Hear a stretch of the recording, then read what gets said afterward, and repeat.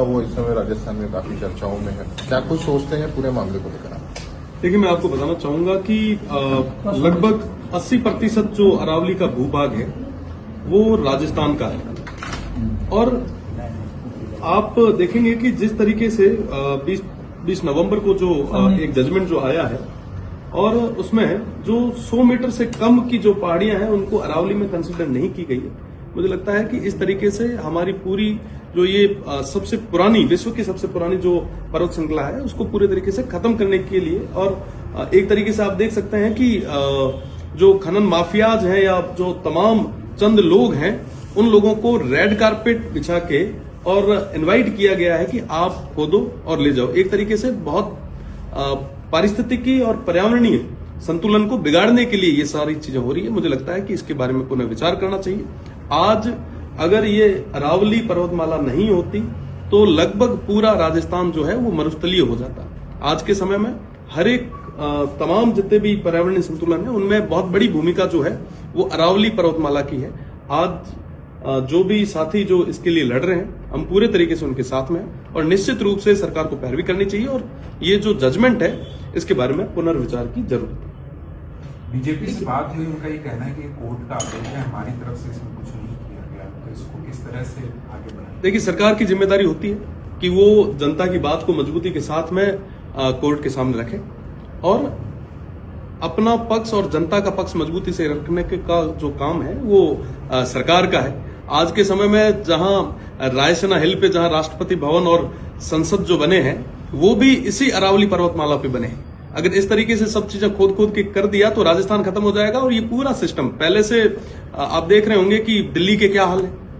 आज हवा वहां पे इस तरीके की है कि हवा के अंदर जहर है और अगर ये अरावली और तमाम चीजें अगर हमने खत्म कर दी तो आने वाले समय में यही हाल राजस्थान के हो जाएंगे। आप पहले ओरण गोचर आपने खत्म कर दी, खिजड़ियां आप आए दिन काट रहे हैं, फिर आप अरावली को पूरे तरीके से खत्म कर रहे हैं। आप चाहते क्या है? एक तरफ तो आप लगभग 250 करोड़ के आसपास जो है आपने फंड अरावली को डेवलप करने के लिए 2025-26 के बजट में दिया, हरित अरावली विकास परियोजना आपने नाम दिया, और दूसरी तरफ यही अरावली अगर आपकी खत्म हो जाएगी तो आप मतलब चाहते क्या है? आपकी बातों के अंदर जो है मुझे लग रहा है विरोधाभास है। इन चीजों पे काम करने की बहुत ज्यादा जरूरत है। कितना प्रतिशत नुकसान होना है अरावली को इससे लिए होती है चीजें, और उसके बाद में मानसून और बाकी चीजों पे राजस्थान में क्या किस तरह का असर पड़ेगा? आप देखेंगे कि मानसून पूरे तरीके से खत्म ही हो जाएगा। आप आज के समय में अगर आप भूजल का संरक्षण की अगर मैं बात करूं या इकोसिस्टम की बात करूं, अगर 100 मीटर से कम की पहाड़ियां अगर काउंट करें तो लगभग 12,000 से भी ज्यादा जो पहाड़ियां हैं वो 100 मीटर से कम में आती है। और इस तरीके से लगभग 80 से 90% तक अरावली जो है वो पूरे तरीके से खत्म हो जाएगी और इसका जो बड़ा इफेक्ट जो है वो पर्यावरणीय संतुलन और इकोसिस्टम पे रहेगा। रेगिस्तान बढ़ेगा राजस्थान में अगर इस तरह से हो जाता है? बिल्कुल पूरे तरीके से बढ़ेगा।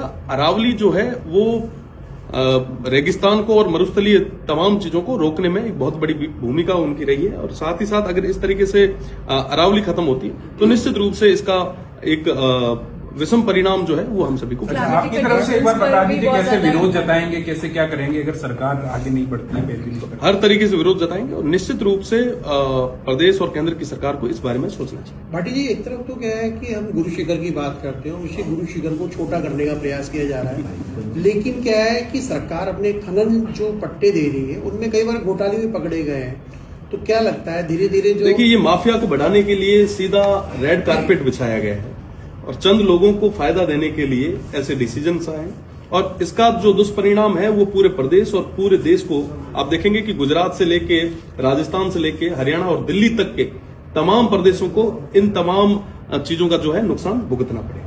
तो विधानसभा में आप इसका मुद्दा निश्चित रूप से उठाएंगे और मेरा तो राजस्थान की सरकार से और केंद्र की सरकार से निवेदन कि इस बारे में सोचें और अपना पक्ष जो है, जनता का जो पक्ष है वो मजबूती के साथ में रखें।